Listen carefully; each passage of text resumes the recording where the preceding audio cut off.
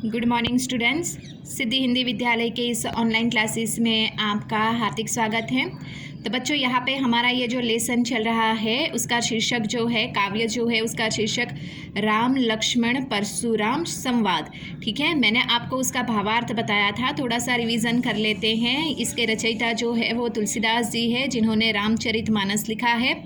अब यहाँ पे ये जो हमारा ये काव्य है उसका भावार्थ बताते हुए मैंने आपको कहा था कि जैसे कि सीता जी का स्वयंवर हो रहा था, उस समय यहाँ पे जो राम जी है, तो राम जी ने यहाँ पे मतलब सीता जी के स्वयंवर में एक शर्त रखी गई थी कि जो शिव जी का धनुष्य मतलब ये धनुष्य तोड़ेगा उसके साथ सीता जी का विवाह होगा।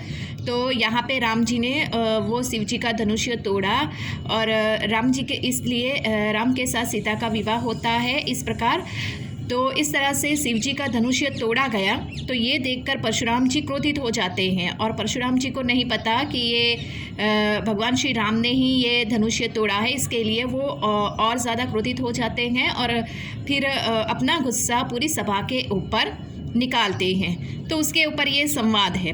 ठीक है, यहाँ पे बच्चों मैं आपको धीरे धीरे ये एक एक शब्द है उसके भावार्थ बताती जाऊँगी। इसके साथ में यहाँ पे आपको ये किस प्रकार से वीडियो में मैं आपको इसका जो पूरा अनुवाद है वो भी मैं आपको आप तक पहुंचा दूंगी, ताकि आपको ये पता पड़े कि किस प्रकार से इसका भावार्थ है। और आपको अगर लिख कर रखना है तो भी आप लिख कर रख सकते हो। ठीक है, अब यहाँ पे सबसे पहले ये जो शब्द दिया गया है नाथ। ठीक है, तो यहाँ पे ये जो नाथ शब्द दिया, नाथ का मतलब होता है स्वामी। ठीक है, शंभु धनु यानी शिव जी का धनुष्य। ध्यान दीजिएगा बच्चों, यहाँ पे नाथ का मतलब होता है स्वामी और इसके साथ साथ यहाँ पे शंभुधनी यानी इसका मतलब होता है शिव जी का धनुष्य। बजनी हारा यानी तोड़ने वाला। ठीक है, तो यहाँ पे इस पंक्ति का ये मतलब होता है नाथ शंभु धनु बजनी हारा यानी हे स्वामी शिव जी का धनुष्य तोड़ने वाला। हो ही केव एक दास तुम्हारा, यानी यहाँ पे ये वाक्य कौन कहते हैं? परशुराम जी कहते हैं कि हे स्वामी शिव जी का धनुष्य तोड़ने वाला होगा। को यानी कोई, होई यानी होगा, एक दास तुम्हारा। राम जी से कहते हैं कि शिव जी का धनुष्य तोड़ने वाला आपका ही कोई एक दास है। आयेशु का कहियो किन मोही, आयेशु यानी आज्ञा कीजिए। ठीक है, आयेशु यानी आज्ञा कीजिए।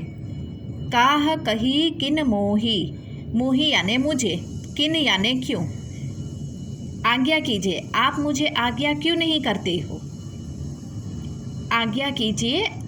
आयेशु यानी आज्ञा कीजिए।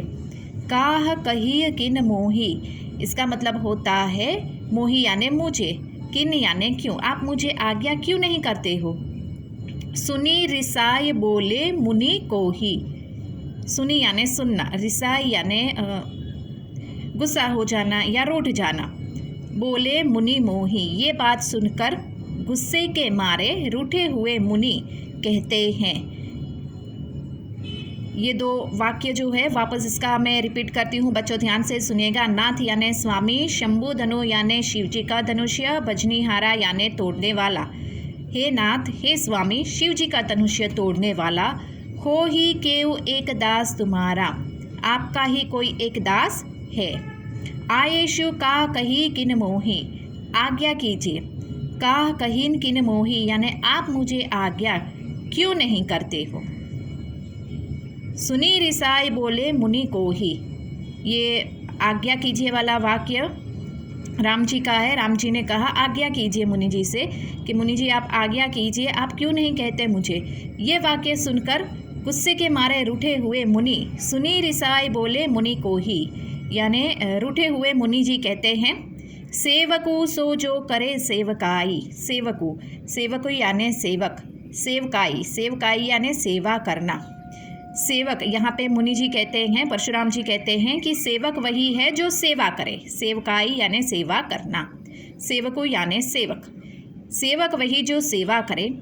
अरि करनी करी करिय लड़ाई, अरि करनी यानी शत्रु का काम, लड़ाई, लड़ाई यानी लड़ाई। मुनि जी कहते हैं कि सेवक वो है जो सेवा करता है। अरि करनी यानी शत्रु का काम, शत्रु का काम करने, करी, उसके साथ क्या होगी, करी, लड़ाई, उसके साथ तो सिर्फ लड़ाई ही हो सकती है। तीसरी पंक्ति का भावार्थ फिर से एक बार, सेवको सो जो करे सेवकाई, सेवक वही है जो सेवा करे। लड़ करनी, अरि करनी, करी करी लड़ाई, यानी शत्रु के काम करने वाले के साथ क्या हो सकती है, सिर्फ लड़ाई। सुनहु राम जेहि शिव धनु तोड़ा, सुनहु यानी सुनिए, जेहि यानी जिसने, शिव धनु यानी शिव जी का धनुष, तोड़ा, तोड़ा यानी तोड़ना। परशुराम जी शिव जी, यहाँ पे परशुराम जी शिव जी का धनुष्य तोड़े जाने पर राम जी से कहते हैं कि सुनो राम, जिसने शिव जी का धनुष्य तोड़ा है, सहस बाहु सम सो रिपु मोरा, सहस बाहु यानी सहस्त्र बाहु बल के समान, रिपु यानी शत्रु, मोरा यानी मेरा। अगर वो इंसान सहस्त्र बाहुबल के समान भी होगा तो भी वो मेरा शत्रु ही होगा। अब इतनी पंक्ति समझ में आई, बहुत सरल है बच्चों, आप थोड़ा सा ध्यान देंगे तो समझ में आ जाएगा। थोड़ा और आगे बढ़ते हैं। सो बिलगाऊ बिहाई समाजा, नते मारे जेहिम सब राजा। सो बिलगाऊ, बिलगाऊ यानी अलग करना, बिलगाऊ, बिलगाऊ यानी अलग हो जाना, बिहाई, बिहाई यानी छोड़कर। यहाँ पे परशुराम जी कहते हैं राम जी से, जिसने ये शिव जी का धनुष्य तोड़ा है वो सहस्त्र बाहुबल के समान मेरा शत्रु है। इस सभा में, ये समाजा यानी सभा में, इस सभा में जो भी वो इंसान है वो अलग हो जाए, ये सभा को छोड़कर वो इंसान अलग हो जाए। सो बिलगाऊ बिहाई समाजा, जो इंसान है जिसने शिव जी का धनुष्य तोड़ा है वो इस सभा को छोड़कर, इस समाज को छोड़कर अलग हो जाए। न तो मारे जेहिम सब राजा, नहीं तो मारे जेहिम सब राजा, जेहिम यानी जाएंगे, नहीं तो उसकी गलती की वजह से यहाँ पे उपस्थित, सभा में उपस्थित सभी राजा अर्थात राजगण मारे जाएंगे। यहाँ पे परशुराम जी कहते हैं कि जिसने ये शिव जी का धनुष्य तोड़ा है वो ये समाज को बिलगाऊ यानी छोड़कर अलग हो जाए, अलग हो, बिलगाऊ यानी अलग हो जाना, बिहाई यानी छोड़कर। तो जो भी जिसने शिव जी का धनुष्य तोड़ा है वो ये समाज को छोड़कर अलग हो जाए, नहीं तो उसकी सज़ा सबको मिलेगी। इस सभा में उपस्थित सभी राजागण मारे जाएंगे। सुनी मुनि वचन लखन मुस्काने, बोले परशु दरीम अवमाने। परशुराम जी के ये वाक्य को मुनि जी के वचन को सुनकर, अर्थात परशुराम जी के ये वाक्य को सुनकर लखन यानी लक्ष्मण मुस्कुराते हैं। बोले परशु दरहीम अवमाने, अवमाने यानी अपमानित करते हुए, परशुराम जी का अपमान करते हुए लक्ष्मण बोलते हैं मुस्कुराकर, बहु धनुहि तोरी लरिकाई, कबहू न असी रिस किन्ही गोसाई। बहु यानी बहुत से, धनुहि यानी धनुष्य, तोड़ी यानी तोड़ना, लड़िकाई यानी लड़कपन में, ठीक है। लक्ष्मण कहते हैं परशुराम जी से कि हमने तो अपने युवावस्था के इस लड़कपन में बहुत सारे धनुष्य तोड़े हैं।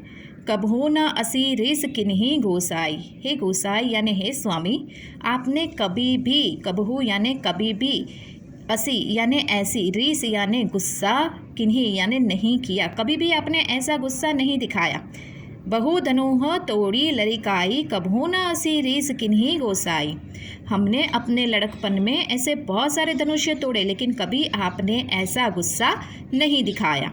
ये ही धनु पर ममता केहू हेती, ये ही यानी यही, धनु यानी धनुष्य पर, ममता यानी स्नेह, स्नेह, हेतु यानी क्यों। ये शब्द के अर्थ बता रही हूँ बच्चों, ध्यान दीजिएगा। इसी, ये ही यानी इसी धनुष्य पर आपको इतनी ममता क्यों है, आपको इतना स्नेह क्यों है, कारण बताइए। सुनी रिसाई कह भृगुकुल हेतु, लक्ष्मण की ये बात को सुनकर रूठे हुए भृगुकुल के ध्वजा के, भृगुकुल केतु यानी भृगुकुल के ध्वजा के समान। सुनी रिसाई कह भृगुकुल केतु यानी भृगुकुल की ये लक्ष्मण की बातों को सुनकर भृगुकुल की ध्वजा के समान मुनि जी क्या कहते हैं, हे नृप बालक यानी राजा का पुत्र, कालवश यानी मृत्यु के वश में होकर, बोलत तो ही न संभार, यानी यहाँ पे कहते हैं हे राजपुत्र, काल के वश होने से तुम्हें क्या बोलना है वो भी ध्यान में नहीं है।